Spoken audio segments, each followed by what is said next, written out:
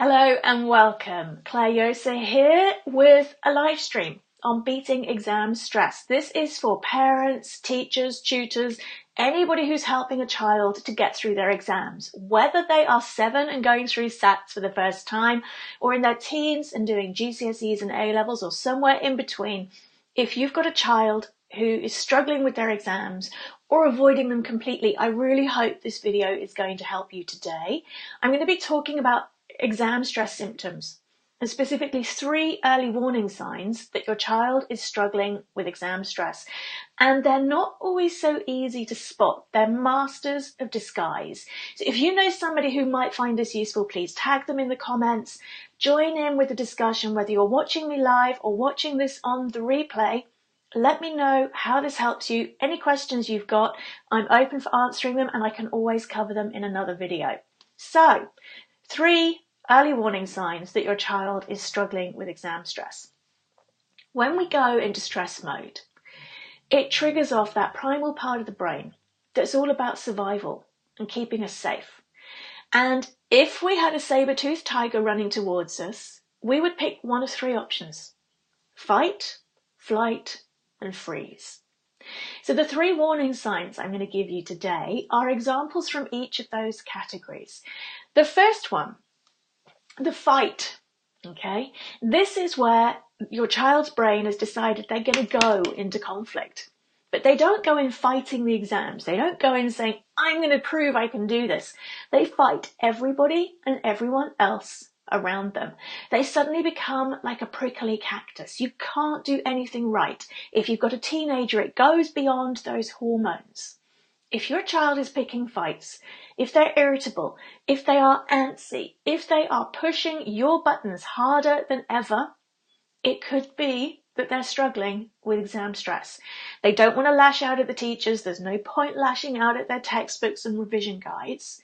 So they lash out where they feel safe, at home. What can you do in these situations? Well, they need a bit of unconditional love. They need to learn how to handle that exam stress. There are plenty of resources at beatexamstress.com. And they need to start having a discussion with you about this in a time when they're calm. I've got some tips for you in a podcast episode I did for this, how to keep your cool when your kid is kicking off with exam stress. You might find that really useful about how you can stay grounded and calm, but still have those firm parent boundaries. I'll make sure there's a link for that under this episode. The other thing that you can do, there's an article in there that talks to them, through you, about the difference between fear and confidence. Stress is always triggered by fear of some form. This article teaches you how to help your child get back in their body, so out of their stress head, back in the body, and use some anchoring techniques to consciously move from fear to confidence, or at least okayness. So that will help in this situation too. But the biggest thing you can do if they're kicking off is, in the How to Keep Your Cool podcast episode, is realize it's not personal. It's not about you. Your kid doesn't suddenly hate you. They haven't suddenly turned into a monster. They are just stressed, and they don't yet have a better way to handle it. So the second early warning sign, this one is the flight from the fight, flight, freeze. They are not doing any revision. They are not showing that they care at all about passing these exams. And the more you nag or do your usual influencing, the less likely they are to do anything. You might even find them lying to you, claiming they're up in their room studying when actually they're reading a book or, texting friends, whatever it is they do. They are running from their exams. So what can you do in these situations? Because screaming at them isn't going to work, forcing them to revise is not going to work, suddenly expecting them to become self-motivated is not going to work. Well, you've got to help them by listening.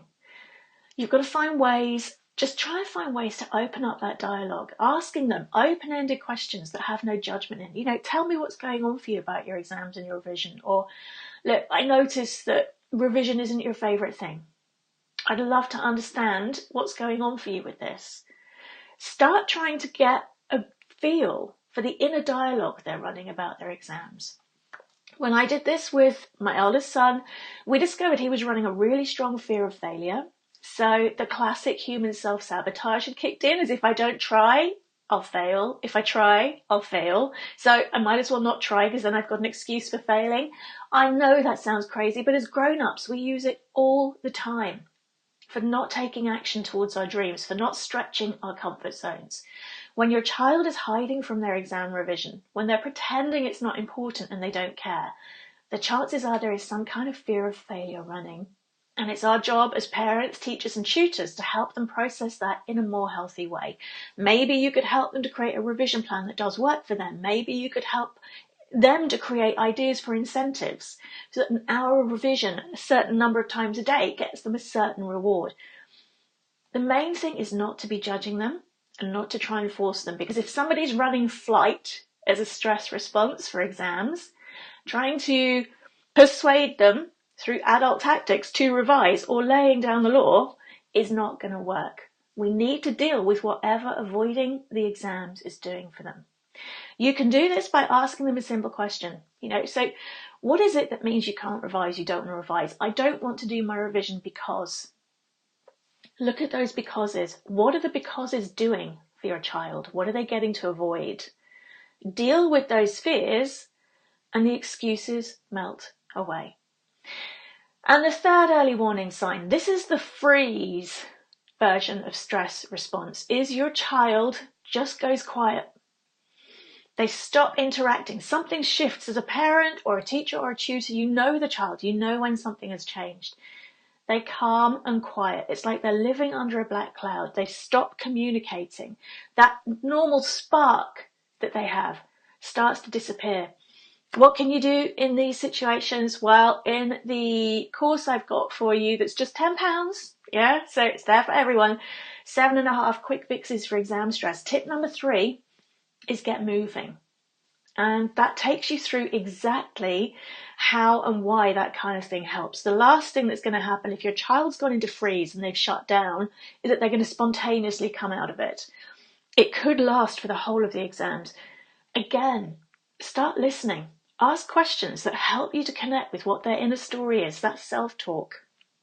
Tip number 2 in the 7.5 quick fixes for exam stress is all about pressing pause and shifting the negative self-talk.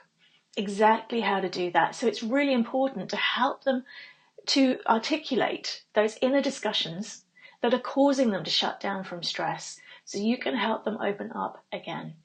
So I hope those have been helpful. 3 early warning signs that your child is struggling with exam stress. Please make sure you're signed up on my Next Live training. You can always find those at the link I'll put below, or you can go to beatexamstress.com, scroll down the homepage until you get to the Next Live training session. They're on things like mindfulness for exam stress, EFT, tapping to deal with exam stress and nerves and self-doubt, practical strategies that parents, tutors and teachers can use to help children with exam stress so they can be calm, confident, do their best in the exam and let go and move on afterwards. And the 7.5 exam stress quick fixes, I'll also put the link below. That is something that you can work through on your own and basically help that child really quickly. They're solutions that work in minutes and not months. So that's all I have for today. If you've got questions, let me know. And I'll be back next time talking about the role of self-talk in our kids and exam performance. Thank you.